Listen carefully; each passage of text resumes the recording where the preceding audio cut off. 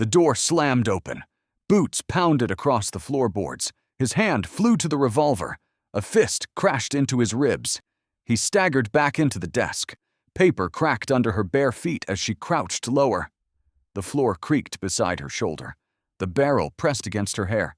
He lunged, knocking the gun wide. A second man stepped through the doorway. She kicked the drawer open. A shotgun dropped from it. She caught it wrong. It slipped in her grip. The trigger scraped against the leg of the chair. The hammer locked back. Her finger slid under it just as the second man raised his weapon. The door behind them opened again. More boots, more hands. One reached for the lock. The crack echoed as the chair splintered beneath her boot. She vanished down the hatch. His body slammed into the back door. The bolt caught. The world narrowed to breath and weight and wood under tension. The men outside shouted. A pistol clattered across the floor. No one fired again. Too much risk. Too many eyes. Bootsteps retreated. The deputy turned slow, hands half raised. The sheriff's voice was sharp but didn't yell. Did you see where she went? He kept his face still, tight in the jaw, loose in the knees. He looked past the broken window, over the street, then back to the sheriff. No. She was gone by the time I got here. The sheriff cursed low and told him to board the window. 2 men searched the back alleys. One kicked over a barrel, another slapped a horse, but they did not find her. Night came fast. Dust hung low around the buildings like held breath. Inside the jail, the lanterns burned low. The last drunk was snoring. The sheriff dozed in his chair. The deputy moved quiet, boots barely touching wood. He stepped over the loose board behind the cells, lifted the floor plank without a sound, lowered a biscuit and dried meat in a cloth. A faint shift below. No voice. He waited, then heard it. A whisper from the dark. Why did you? Her voice cracked like stone underfoot. He did not answer. Not with words. He placed one more cloth. A water skin. The floor creaked again. She was closer now, breathless, wary. They stayed like that, one above, one below. No sounds but 2 heartbeats in different rooms. He rested one hand on the board. She did the same from beneath. Not touching, just feeling the same spot. He left before the candle in the hall burned out. The sheriff never stirred. The door closed soft. Outside, the stars pressed down, hard and sharp. He stood in the dirt with his hands at his sides. The beaded necklace was still in his pocket. He hadn't meant to take it, but now he didn't want to give it back. Behind him, the floor remained still. Below it. She did not sleep. Tomorrow would bring more boots, more questions. But for now, there was dust in the air, and silence in the boards, and a girl in the dark. Still alive, he found her crouched beside the body, one hand pressed to the wound, the other holding still over her mouth. Her brother lay twisted at the base of the arroyo wall, face in the sand blood, dark across his spine. She did not look away, not when the horse snorted, not when the deputy dismounted, not when the dry wind pulled at her braid. He crouched, fingers loose, palms up. She did not flinch, but she did not speak. He reached for her brother. 2 fingers to the throat. Nothing. The hole was clean. A shot fired from uphill. The horse behind him shifted. He looked. No movement on the ridge. No hoofprint fresh. No sound but cicadas and the distant clink of stirrup against rock. He took the boy's belt, wrapped it tight over the shoulder, just below her collar. She hissed and struck him. The blow had no force. She was bleeding from the arm. He saw now. The fabric crusted dark. He touched the spot, felt the slickness, felt the way her jaw trembled when she held still. They came after your brother. His voice low, the words not meant for reply. She said nothing, but her eyes moved once, toward the sun, toward the west, toward the trail he had not seen before. He followed her glance, a single horseshoe mark in the soft bank, deep wide, not Apache. White ranchers, then, maybe drunk, maybe scared, maybe cruel. He had seen what men became when justice was only what they said out loud. He looked back at her, the heat rising off the sand, her breathing shallow. Her mouth closed so tight it trembled. He stood, walked to the horse, untied the canteen, offered it from a distance. She reached slowly, took it, drank in silence, let it fall to her lap. He came closer, held out a hand. She did not take it. He nodded once, lifted her gently, felt the tremor in her arms, the weight of someone who had not eaten in a day or more. He set her behind the saddle, mounted in front. She held nothing. No reins, no waist, just air and pain and heat. The sun dropped fast. Long shadows stretched across the rocks. They rode east, not on trail, not in the open. He knew a path behind the dry creek bed. No one would see them. When the moon lifted, they crossed the final rise. The town below looked quiet. He kept to the back, took her through the stable, through the empty pens, through the dark. No one saw them enter the sheriff's office.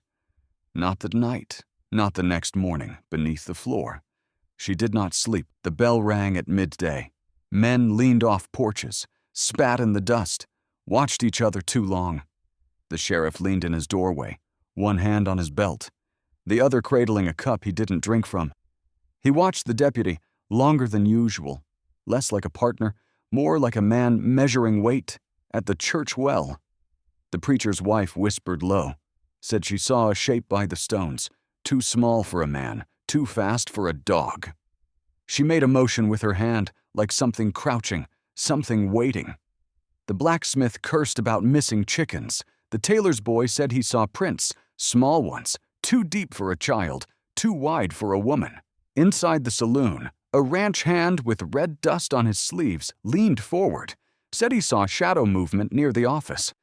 Too many nights in a row, said the deputy kept the lamp burning later than usual. Said Justice had eyes if folks bothered to open them. The sheriff said nothing at first. Then he scratched his beard and sent 2 boys to clean the back room of the stable. Said they might need it soon.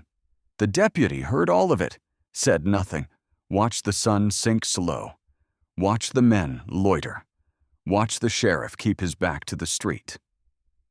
That night, he moved with careful steps, past the snoring drunk, past the desk with the rusted badge still nailed into the top corner, past the wall with bullet holes from before he was born. He lifted the board, dropped the food, held it longer this time, waited for breath, waited for voice. Nothing came at first, then her hand reached through soft. Still he could not see her eyes, but he felt her fingers pressed something into his palm. He opened it, felt beads, small, rounded, worn. Smooth by years of sun and prayer and touch, he closed his hand around it. Tomorrow. He whispered it without sound. Tomorrow at dawn. He would take her out. He looked around the room once, then pulled the board shut. Behind him, in the dark, the sheriff sat silent in the hallway, eyes not blinking. He said nothing. The deputy walked past, kept his pace steady, held the necklace inside his coat right against the ribs. Outside, the stars burned inside.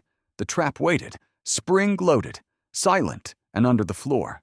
She did not move.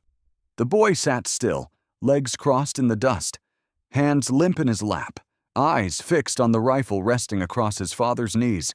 The man said justice had weight. He said it moved fast when men froze. He said some boys lived and some didn't. The cloth ran slow over the barrel. Blood dark in the grooves, the boy smelled iron, heard the flies buzz near the doorway. The child had not screamed, only dropped. Face open, mouth red. His father scraped a fingernail along the stock, wiped clean the place where it cracked against bone. He held the bolt open so the boy could see the chamber. Said truth sat in there, waiting for the next lie. The boy looked away. He never asked if the child was armed. The cloth kept moving. Then the boots came, sharp, present, hard against packed earth. The boy blinked, and he was a man again. Back in the sheriff's corner, eyes locked on the door. The boots belonged to Jess Lean, angled mean as fence wire left too long in the sun. Jess stepped quiet, too quiet for someone innocent. He stopped at the edge of the porch, tugged a match from his coat, struck it along his boot. The light flared orange. danced along his face. The flame found the edge of the floorboards, found the spot where dust never settled. Jess leaned down, closer. The match inched lower. He squinted at the gaps. The deputy moved fast but not rushed, like the boy had learned watching the cloth. No panic, no sound. He stepped across the room, boot heel dragging just enough to signal it. Jess turned too late. The deputy was on him, one arm across the chest, one hand slamming the match into the wall. Snuffing it against brick, they hit the floor hard.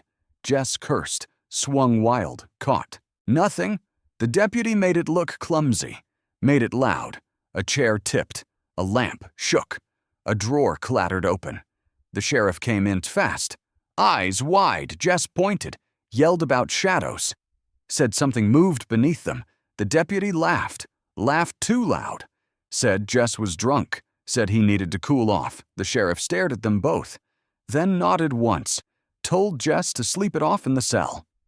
The door shut on him with a loud metal bite. In the silence that followed, the floorboards gave a single creak. The sheriff raised one brow but said nothing. The deputy wiped his hands, sat back down, watched the candle burn low. Beneath the boards. She had not breathed. The match slipped, spun in the air, hit the plank beside the hatch. The flame flared bright for half a breath. Then the deputy drove his shoulder forward, slammed into Jess, sent both of them crashing to the ground. Boots scraped, a fist caught cloth. The men twisted, grunted, or rolled hard into the leg of the desk. The oil lamp wobbles, the chair tipped backward. The deputy swung wide, caught Jess in the ribs. Jess threw a knee. The impact rattled loose papers across the floor. The sheriff's voice cracked through the hall, deep sharp, calling out names. The brawl slowed, both men panting. The deputy leaned heavy on Jess' elbow, pressing just enough to bruise, not enough to break. The sheriff stepped between them, eyes narrow, mouth tight. Jess pointed up at the floor. Sayid, something moved. Sayid, something breathed. The deputy laughed again. Sayid, Jess had bourbon for breakfast. Said he was chasing rats and shadows. The sheriff held his stare too long, then gestured to the back. Jess was dragged up, shoved inside the cell. The door clanged shut. His curses echoed, then dropped to mutters later. When the lamp burned low, Jess pressed his face to the bars, called down the hallway.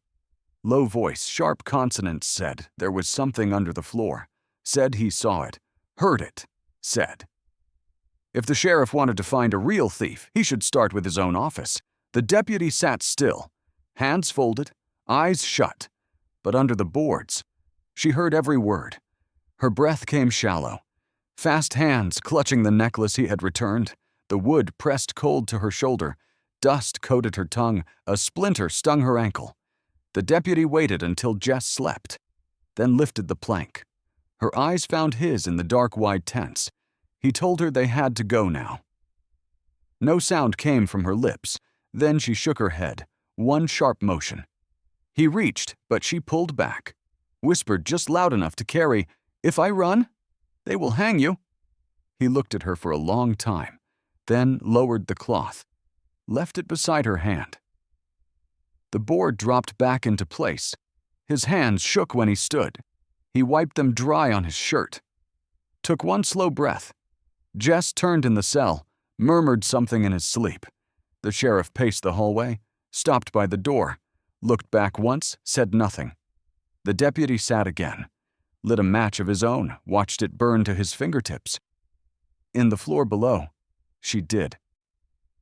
Not move. The sun cracked against the ridge, sharp light cutting between the boards of the saloon. Dust hung like breath above still whiskey. They gathered before the bell.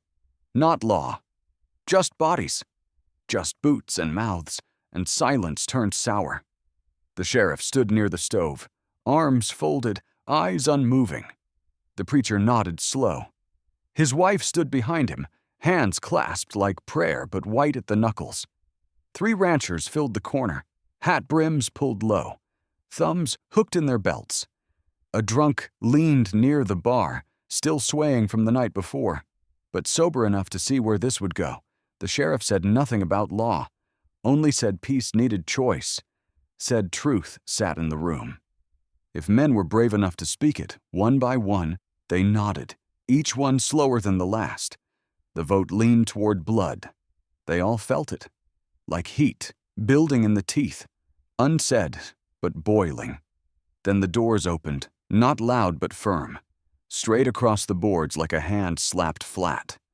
The deputy stepped in, laid on purpose dust, still on his boots, hair wet from the pump behind the jail.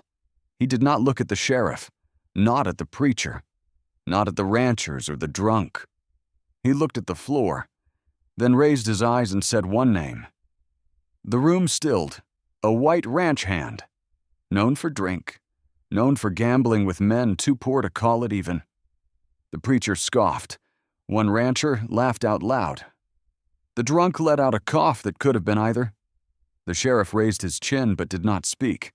The deputy said the man was seen riding back west 2 nights ago, alone with 2 horses, one lame, one black, the kind stolen from the Apache camp. He said the horse had a brand scar. Jagged half-healed, just like the one the stolen gelding carried. He said it low. Said it once. The laughter faded slow, but the smirk stayed. The sheriff looked toward the window, watched dust shift in the light. Then the doors opened again. All heads turned. She stepped in. Her shadow cut the doorway, straight-backed. Thin dust caked in the folds of her skirt. Her eyes steady. Her feet bare in her hand. The deputy's badge. She did not raise it, did not speak. She walked forward, set it on the table, stepped back. The badge rested in the silence. No one moved. The preacher's wife let out a sound, like breath breaking, like guilt turned solid. The drunk dropped his glass. Outside, the mule brayed once. Then, quiet inside, she waited. She stood alone in the silence. The saloon held its breath. The badge rested flat against scarred wood, its weight louder than any word. Dust clung to her lashes, blood dried in the crook of her arm. Her chest rose fast, then slowed. She looked each man in the face when she spoke. Her voice cracked, but her words did not. She said her name, spoke it clear, in the way her people spoke it, not softened for the room. She named her tribe, the land they came from, the river they buried by the mountain her brother was born beneath. Then she said his name, said it slow, as if placing it down like a stone in the path. For all of them to step over. She said he never stole, he carried no rope, no gun, no threat. He carried only her, and he died before the sun reached the canyon. Her eyes never left the table. The preacher's wife stood fast. The chair behind her scraped wood. Her voice cracked high and fast. She said she saw the boy, saw him pass the well at dawn that morning, said the stolen horse had no mark, said it was bay, not black, said his hands were tied. No one spoke. One rancher looked at his boots. Another ran his thumb along the edge of his belt. The drunk began to weep into his sleeve. The deputy stood near the wall, hands loose, eyes locked to the men near the stove. Then a boot shifted, a scrape too sharp, too clear. A man stepped forward, one of the ranchers, one hand at his side, fingers tapping the holster. His jaw clenched. He looked at the girl, not with doubt, but with decision. He said nothing, but his thumb lifted the strap. The deputy moved first, half-step forward, weight on the ball of his foot, ease on the gun. The girl did not move. Her hands stayed low. Open, empty. The preacher's wife gasped. Someone cursed under breath. The rancher drew. The sound was a hiss, leather parting, metal rising. She did not flinch. The barrel came level, pointed at her chest. The deputy shouted, "No words, just breath, just force." He moved fast, too fast for aim. The rancher turned toward him, and in that moment, the room tipped. A chair slammed back. Someone screamed. The gun fired, but not his. Another flash from behind the bar. A second report, louder, lower. The rancher dropped. Blood bloomed on his shoulder. He hit the ground hard, gun still in his hand. Silence followed.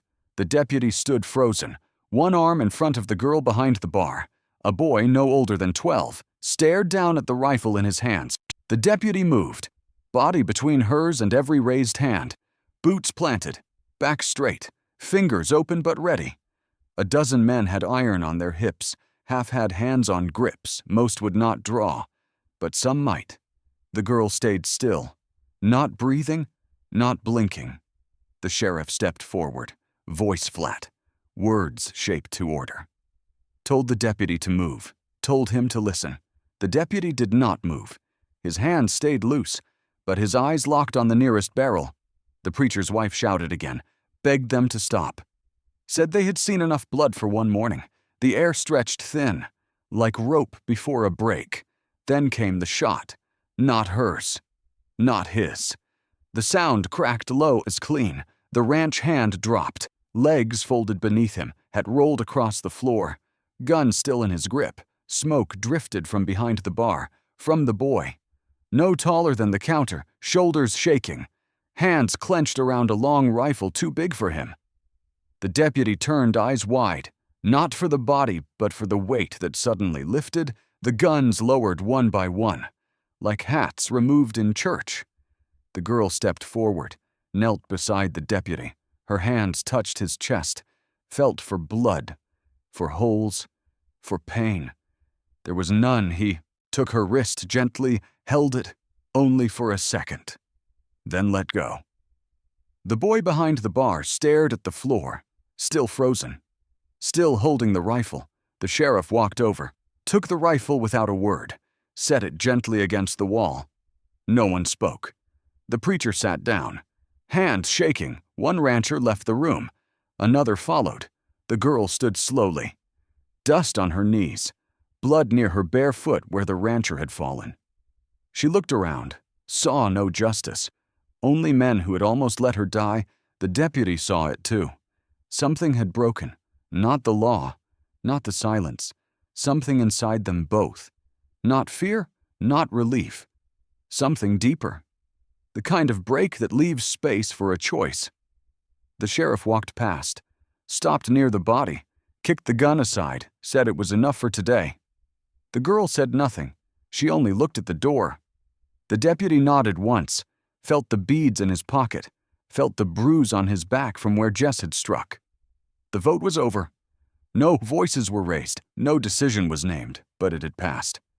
In smoke and silence, and one boy's shaking hands, the gun was gone. No one saw her carry it. No one found it afterward. Not under her skirt. Not behind the bar. Not buried in the stable. The sheriff said nothing. The sun slipped behind the roofs. The light pulled long and gold across the dust. That evening, the sheriff brought a hammer and an old can of kerosene. He pried the boards loose himself. One by one, stacked them neat against the wall. The deputy stood beside him, silent hands at his sides. When the hatch opened, there was nothing inside, only dirt, only dry silence. The sheriff did not ask where she had gone. The deputy did not offer it. The kerosene soaked the wood. The match hissed once. Then flame took hold, quick hungry. The boards as curled black. The smoke lifted into the warm night air, smelled of pine and guilt. The townsfolk gathered near the porch, watched without speaking. The girl was not mentioned, not condemned, not forgiven. By sundown, the cellar was gone. The sheriff poured a final splash, watched it burn low, then walked into the office, left the door open behind him. Later, in the dim hallway, he handed the deputy a folded sheet. No seal, no signature, but the paper held truth. A name that was not hers. A letter that was not real. A route west that was empty on maps. With it came a pouch, food, water, coins. Enough to start far from here. The sheriff said nothing, just looked once, then turned away. The deputy nodded once, tucked the paper inside his coat. When the moon rose, he brought the mule around, a soft gray thing with tired knees and kind eyes. She stepped out from the back, wrapped in his coat, hair tied with leather string, dust on her cheek. She said nothing, just looked at him, looked at the town, then mounted the mule. Hands gentle on the reins, he walked beside her to the edge of the rise, where the land dipped toward the desert, where the wind lost its voice. She turned once, met his eyes. He lifted his hand, held it over his chest, inside his palm. Beaded necklace pressed against his skin, hard warm. She looked down at it, then turned back to the trail. Her silhouette moved slow across the dust, downward away. No sound followed her, no hoofbeats, no words, only the shape of a girl. And the man who watched, he stood there until she vanished, until the wind forgot her name, until the town behind him remembered only fire. The days passed dry, sun stacked high overhead. Nights came and went without change. The town quieted. No one asked where she went. No one spoke of the cellar, not even the boy behind the bar. The deputy rose each morning the same, swept the porch, fed the horse, cleaned the lanterns, sat in silence until dusk. The badge stayed in the drawer. He did not touch it, not after she left. The necklace remained in his pocket, pressed flat by time and silence. Then the bundle came, wrapped tight in worn canvas, tied with twine, left without a knock. Just there, beside the office door in morning shadow. He carried it inside, hands, careful steps, slow. He opened it with the back of his knife, cut clean through the knot. Inside, a blade, short, worn handle carved from antler. The tip, dark from use but cleaned, sharpened, oiled. Her brother's knife. The one she would not leave behind, the one he buried with the boy near the creek bed. Beside it, a note folded once, soft as cloth, a single name written there, black ink, no signature. A northern tribe, far beyond the canyons, past the high desert, toward places the law did not ride. He stared at the name until the oil lamp burned low, then folded it again, pressed it flat against his chest. He did not speak to the sheriff, did not pack a bag, did not carry the badge. By sundown, he saddled the horse, strapped the knife to the saddle horn, and rode west, not north, not toward the tribe. Not yet. He rode the path that curved behind the old orchard, past the dry gulch where the kids once fished in spring, toward the narrow run of water where he had buried the boy. The wind picked up near the bend, warm, carrying dust and old cedar. The horse slowed on its own, as if it remembered. He dismounted by the stone, half buried in grass, marked with a single line, cut by his own hand. He knelt, set the knife atop it, then sat back, palms to the ground, breath held. No voice came, no vision, no dream, only the sound of water, soft moving, slow through rock and root. He stayed there through sunset, watched the last of the gold slip from the tips of the grass, then stood, touched the stone once, and turned toward the road. The necklace pressed into his chest, the paper folded tight inside his coat. He did not speak. He did not turn back. Only the horse followed, step for step. The hooves came soft across the dust, slow measured, one set light, one set heavy. A girl sat atop the smaller horse, back straight, hair braided with thread, the color of fire ash. No saddle.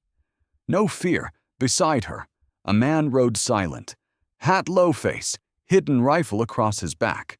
No badge, no spurs. The town did not stir much anymore. Most had forgotten what the old boards had covered, what the floor once hid, what the fire once took. The saloon keeper leaned against the post, whittling, not watching. But he saw. The girl dismounted first, boots touching the ground like she meant it. She stepped onto the porch, looked through the dusty window of the old office. Nothing moved inside. The door was locked, the glass smudged with years. She turned, held something in her hand. Wood, dark carved. Smooth with steady hands, edges shaped like a bird in flight, wings open, tail curled.